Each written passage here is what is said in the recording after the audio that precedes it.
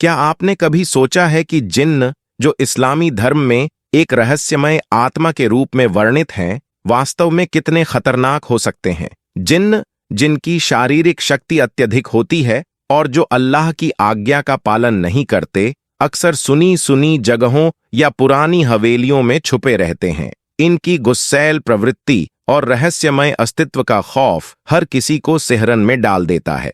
आज हम आपको एक ऐसी कहानी सुनाएंगे जो किसी भी हॉरर फिल्म की तरह डरावनी है। एक शरीफ और ईमानदार आदमी की जिंदगी अचानक एक जिन्न की वजह से पूरी तरह से बदल जाती है। ये कहानी एक असाधारण स्थिति की है जहां सच और झूठ के बीच की सीमा धुंधली हो जाती है और एक साधारण व्यक्ति खुद को एक खौफनाक रहस्य के बीच फंसा हुआ पाता है। तो दोस्तों, तैयार हो जाइए एक ऐसे डरावने सफर के लिए जो आपकी धड़कनें बढ़ा देगा और आपको सोचने पर मजबूर कर देगा कि क्या वास्तव में जिन्न जैसी शक्तियां हमारे आसपास छिपी हो सकती हैं। एक दिन एक आदमी जिसका नाम अमीर था, सूखे पत्ते की तरह इधर उधर भटक रहा था। अमीर अपने नाम की तरह ही एक नेक और ईमानदार व्यक्ति था। कई दिनों से भूखा रहने के बाद उसकी स्थिति बहुत खराब हो गई थी। अंधेरे की चादर उसकी आंखों पर छा गई थी और कल से उसके हलक में पानी का एक कतरा भी नहीं गया था। अचानक उसकी आंखों के सामने सब कुछ अंधेरा हो गया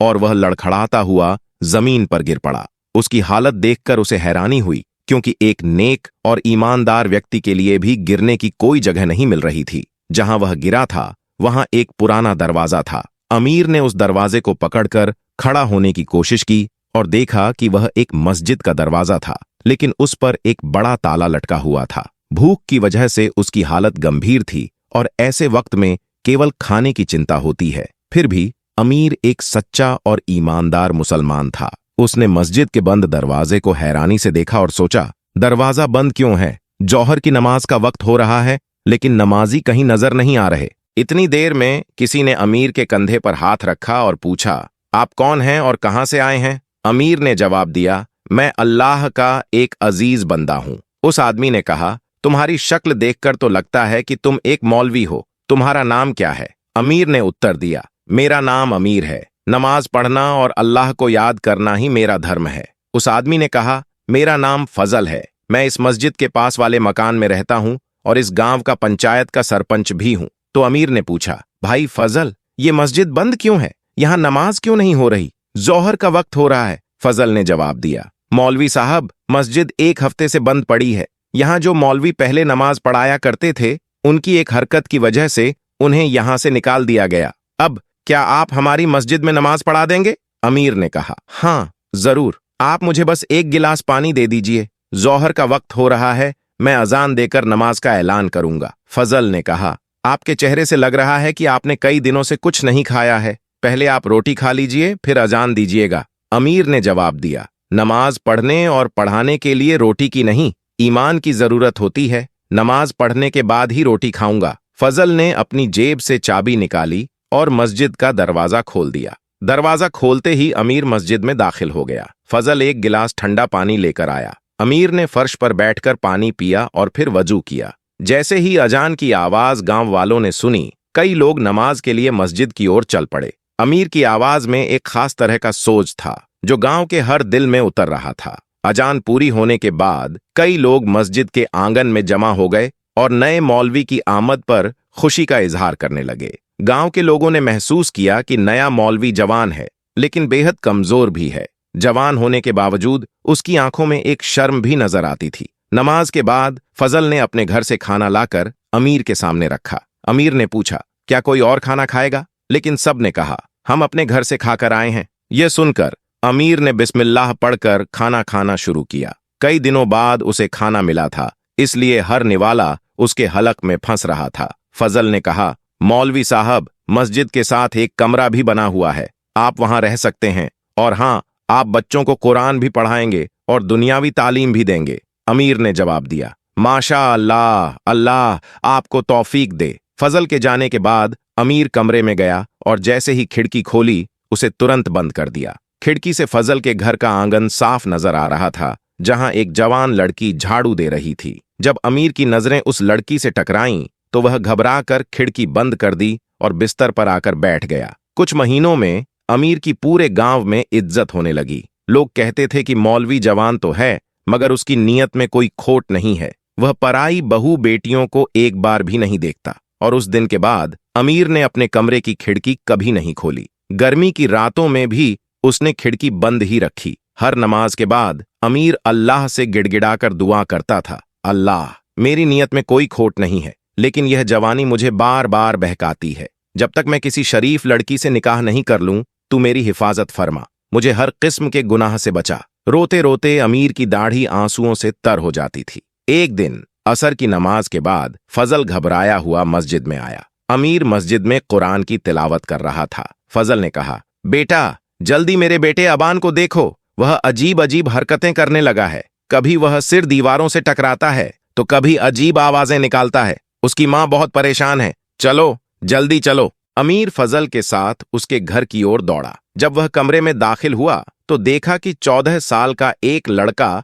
चारपाई पर लेटा है। उसके हाथ पैर चारपाई से बंधे हुए थे। सिरहाने उसकी मां बैठी हुई थी और पास में वह लड़की खड़ी थी जिसे अमीर ने पहले दिन खिड़की से देखा था। अमीर की नजरें उस कमरे में फैली थीं और उसने तुरंत अपनी आंखें नीचे कर लीं। उसने कहा, मुझे एक गिलास पानी ला दो। पानी का गिलास उसे सौंप दिया गया। अब आप लोग दीवार के साथ खड़े हो जाइए और मेरे काम में कोई दखल नहीं देगा। इसके बाद अमीर ने अबान के हाथ और पैर खोल दिए और कुरानी आयतों की तिलावत शुरू की। उसकी बुलंद आवाज में कुरान की तिलावत सुनकर अबान के मुंह से एक अजीब और कड़क आवाज आई, कौन है तू? क्यों मुझे तंग कर रहा है? अमीर ने जवाब दिया, तू कौन है? इस मासूम बच्चे को क्यों तंग कर रहा है? जिन्न ने जोर से दहाड़ते हुए कहा, इस बच्चे और इसके दोस्तों ने मुझे बहुत परेशान किया है, उन्होंने मुझे जख्मी किया है। अमीर ने पूछा, इस बच्चे ने तुम्हें कैसे तंग किया? तुम्हें कैसे जख्मी किया? जिन्न ने कहा, कल जब मैं इस गांव से गुजर रहा था तो मैं एक जानवर के रूप में था।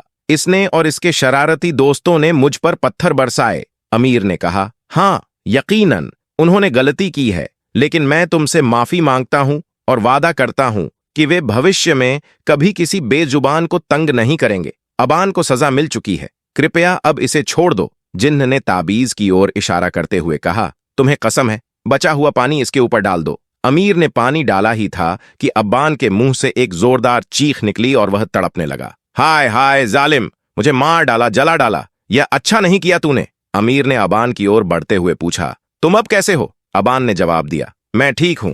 फजल ने कहा, मौलवी साहब, आपने हम पर बड़ा एहसान किया है। अमीर ने कहा, मैंने कोई एहसान नहीं किया, यह तो अल्लाह की कलम का असर है, पाक कलम में बहुत बरकत है। ऐसा कहकर अमीर ने अपना बैग खोला और एक कलम और एक दवात निकाली। जैसे ही दवात खोली, पूरे कमरे में जाफरान की खुशबू फैल गई। अमीर ने कलम को जाफरान में डुबोकर ताबीज लिखना शुरू किया। ताबीज लिखने के बाद अमीर ने वह ताबीज फजल के दाएं हाथ में दिया और कहा, इस ताबीज को चमड़े में लपेटकर अबान के सीधे बाजू पर बांध देना। तीसरे दिन असर की नमाज के बाद अमीर मस्जिद में बैठा था कि अब्बान भागता हुआ आया और कहा, आपको अब्बा जान ने बुलाया है। अमीर ने अपना बैग उठाया और तेज कदमों से अब्बान के घर की ओर बढ़ा। घर पहुंचकर उसने फजल की बीवी से पूछा, क्या हुआ? उसने कहा, मौलवी साहब, न जाने क्यों जिन्होंने मेरा घर देख लिया है। पहले अबान पर जिन्न आया और अब आकिफा पर भी। अमीर ने पूछा, आपको कैसे पता कि आपकी बेटी आकिफा पर भी कोई जिन्न आया है? उसकी मां ने बताया कि आकिफा अजीब अजीब हरकतें कर रही हैं।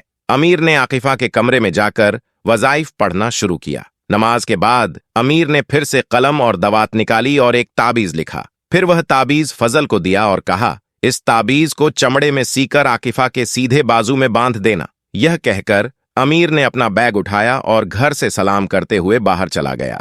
अगले दिन अमीर मस्जिद में बैठा था कि अब्बान फिर से उसे बुलाने आ गया। अमीर जब आकिफा के घर पहुंचा तो उसने देखा कि वहां कुछ नए लोग आए हुए थे। एक वृद्ध महिला चारपाई पर बैठी थी और उसके सिरहाने पर एक लड़का खड़ा था। आकिफा की मां ने कहा, आओ मौलवी साहब, घबराओ मत, ये आकिफा की सास हैं और यह इसका मंगेतर है। अमीर ने पूछा, अल्लाह की कृपा से वह जिन्नजादी जरूर आकिफा का पीछा छोड़ देगी। क्या तुमने कल रात जो ताबीज दिया था वह आकिफा के बाजू पर बांधा था? आकिफा की मां ने जवाब दिया, मौलवी साहब, मैंने रात को ही ताबीज बांध दिया था, लेकिन सुबह देखा तो वह ताबीज गायब था। आकिफा से भी पूछा, लेकिन उसे नहीं पता कि ताबीज कहां गया। अमीर ने सभी के साथ कमरे में जाकर इलाज शुरू किया। उसने कुरान की तिलावत की और वजीफा पढ़ते हुए कहा, तू जिन्नजादी है, औरत है, इसलिए मैं शराफत से कह रहा हूं कि इसे छोड़ दे। इसकी शादी होने वाली है, अगर तुमने इसे नहीं छोड़ा तो। जिन्न ने जवाब दिया, शादी? वह भी इस लड़की से? भूल जाओ, जो इस लड़की से शादी करेगा उसकी शादी की पहली रात ही दर्दनाक मौत होगी। ये मेरा वादा है और पत्थर की लकीर है। ये सुनकर आकिफा की होने वाली सास और मंगेतर का रंग सफेद पड़ गया। अचानक आकिफा ने अपनी जगह से उठकर दीवार की तरफ बढ़ी और डंडा लेकर अपने होने वाले पति और उसकी मां को मारने लगी। आकिफा के माता पिता ने डंडा छीनकर उसे काबू किया और उसे कमरे में बंद कर दिया। इसके बाद आकिफा की होने वाली सास ने कहा, माफ करना भाई साहब, मैं इस मंगनी को तोड़ती हूं। मुझे अपने बेटे की शादी आपकी बेटी से नहीं करवानी। यह कहकर दोनों मां बेटा अपने घर चले गए। आकिफा के माता पिता परेशान हो गए। अमीर ने थोड़ी देर इंतजार किया,